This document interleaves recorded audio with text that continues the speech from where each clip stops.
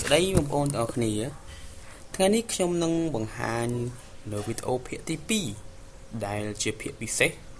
បំផុតសម្រាប់បងប្អូនធ្វើការព្យាករណ៍ទូទាយទៅលើឆ្នោតវៀតណាមនៅប្រទេសកម្ពុជាបាទសូមទស្សនាដូចតទៅសម្រាប់ការទូទាយព្យាករណ៍នៅឧទាហរណ៍ជាក់ស្ដែងថ្ងៃនេះខ្ញុំនឹងលើកយកនៅឆ្នោតចេញនៅថ្ងៃទី13ខែ6ឆ្នាំ2017នៅម៉ោង5ល្ងាចនឹងធ្វើការទូទាយនៅមួយចេញនៅពេលម៉ោង 6:30 នាទីល្ងាចវិញអញ្ចឹងបងប្អូនថាតើការទូទាយរបស់ខ្ញុំយ៉ាងម៉េចដែរសូមទស្សនាដូចតទៅ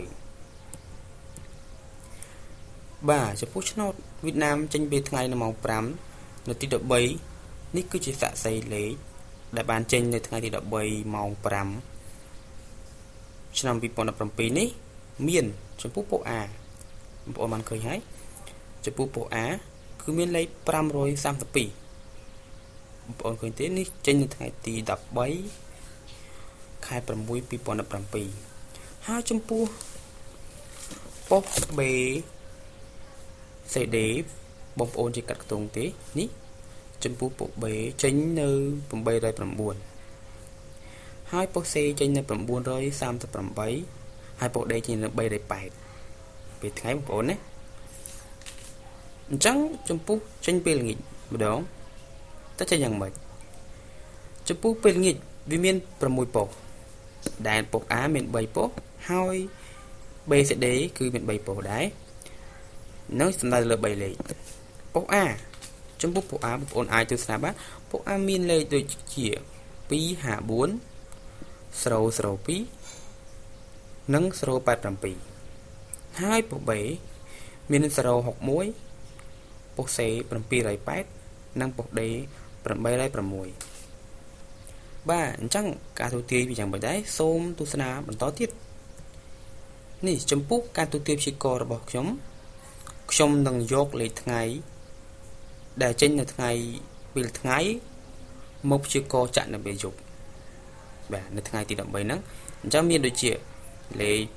532នេះគឺជាលេខដែលខ្ញុំត្រូវយកមកព្យាករណ៍តើខ្ញុំព្យាករណ៍នឹងទូទាយយ៉ាងដូចម្ដេចប៉ុស B 809ខ្ញុំអត់បានយកព្យាករណ៍ទេប៉ុន្តែខ្ញុំចង់បង្ហាញឧទាហរណ៍ដែលតេតិនទៅនឹងលេខនេះផងដែរនេះប៉ុស C 938និងប៉ុស D 308ចេញនៅពេលយប់ឬគេហៅថាពេលល្ងាចគឺចេញនៅម៉ោង 6:30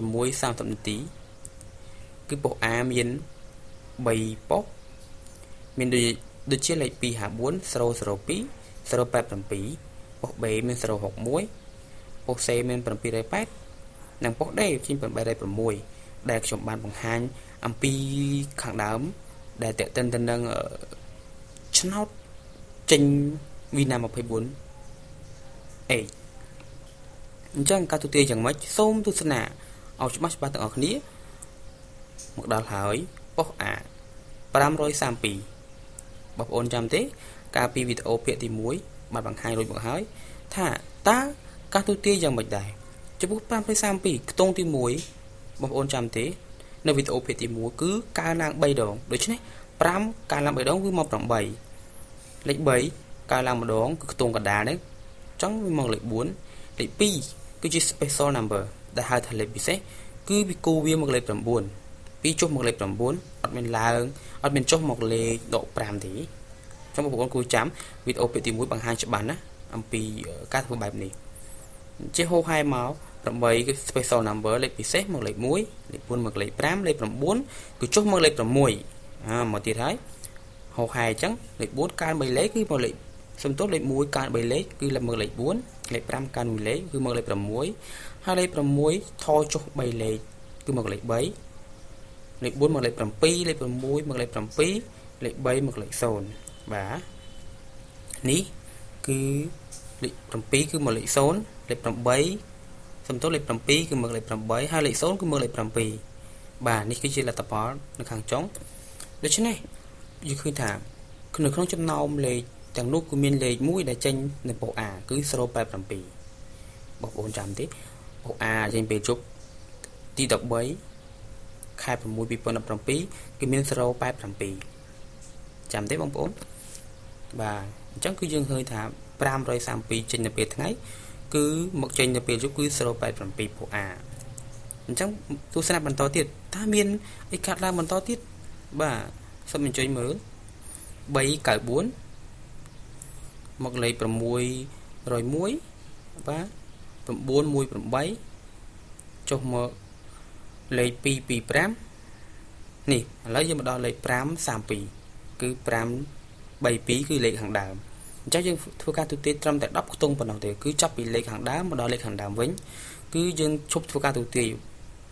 បើយើងទូទាយបន្តទៀតគឺមានលេខស្ទួនដូចខ្ញុំបានប្រាប់នៅវីដេអូទី1ភាគទី1ហើយនេះ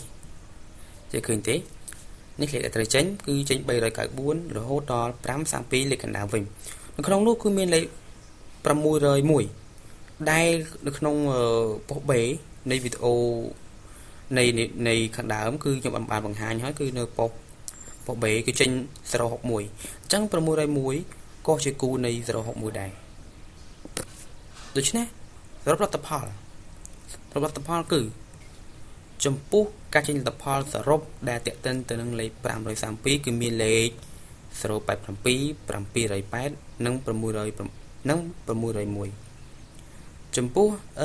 087យើងអាចរួមបញ្ចូលចំពោះប៉ុស្តិ៍ B បងប្អូនចាំទេប៉ុស្តិ៍ B គឺមានលេខ708សំទោសគឺប៉ុស្តិ៍C គឺមាន708ហើយប៉ុស្តិ៍ B